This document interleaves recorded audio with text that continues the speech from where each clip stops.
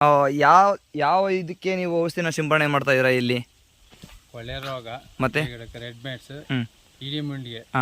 ಇಡಿ ಮುಂಡಿಗೆ ಮತ್ತೆ ಕೊಳೆ ರೋಗ. ಇಡಿ ಮುಂಡಿಗೆ ಐತಲ್ಲ, ಆ ಸುಳಿ ಎಲ್ಲ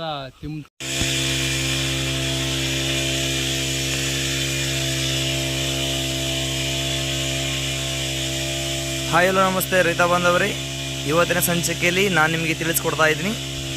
ಅಡಿಕೆ ಮರಕ್ಕೆ ರೆಡ್ ಮ್ಯಾಟ್ಸ್ ಅಂತ ಒಂದು ರೋಗ ಬಿಡುತ್ತಲ್ವ, ಆ ರೋಗನ ಯಾವ ರೀತಿ ನಾವು ನಿವಾರಣೆ ಮಾಡಬೇಕಂತೇಳಿ ಇಲ್ಲೊಬ್ಬರು ರೈತರು ಅಡಿಕೆ ಮರಕ್ಕೆ ಸಿಂಪರಣೆ ಮಾಡ್ತಾ ಇದ್ದಾರೆ. ಸೊ ಅಷ್ಟು ಹೈಟ್ ಇದ್ದಂಥ ಗಿಡಕ್ಕೆ ನಾವು ಯಾವ ರೀತಿ ಸಿಂಪರಣೆ ಮಾಡಬೇಕು ಅನ್ನೋದ್ರ ಬಗ್ಗೆ ಇವತ್ತು ಮಾಹಿತಿ ನಿಮಗೆ ತಿಳಿಸ್ಕೊಡ್ತಾ ಇದ್ವಿ. ಇಲ್ಲಿ ನೀವು ನೋಡ್ತಾ ಇರ್ಬೋದು, ಇದು ಸುಮಾರು ಅಂದರೆ ಒಂದು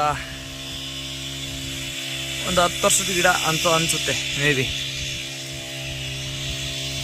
ಈ ಗಿಡಕ್ಕೆ ನಮ್ಮ ಗಿರೀಶ್ ಅವರು ಸಿಂಪರಣೆ ಮಾಡ್ತಾ ಇದ್ದಾರೆ. ಇಲ್ಲಿ ನೋಡ್ತಾ ಇರ್ಬೋದು ದೃಶ್ಯದಲ್ಲಿ ನೀವು.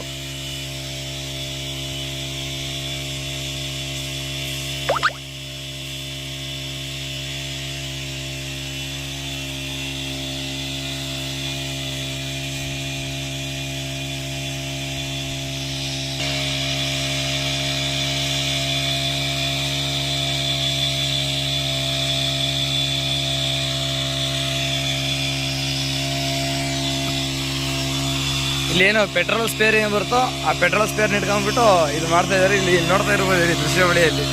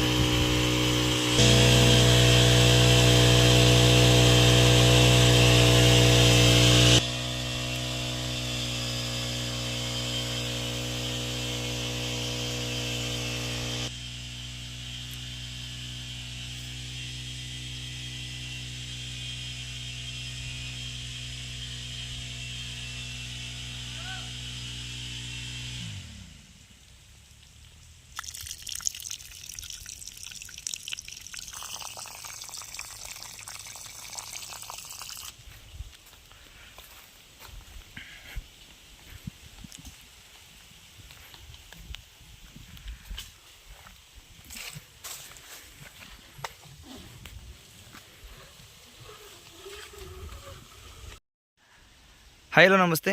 ಸೊ ಬನ್ನಿ ರೈತರನ್ನ ಕೇಳೋಣ ಯಾವ ಇದು.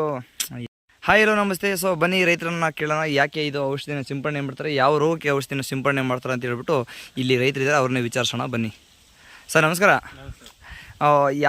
ಯಾವ ಇದಕ್ಕೆ ನೀವು ಔಷಧಿನ ಸಿಂಪಡಣೆ ಮಾಡ್ತಾ ಇದ್ದೀರಾ ಇಲ್ಲಿ?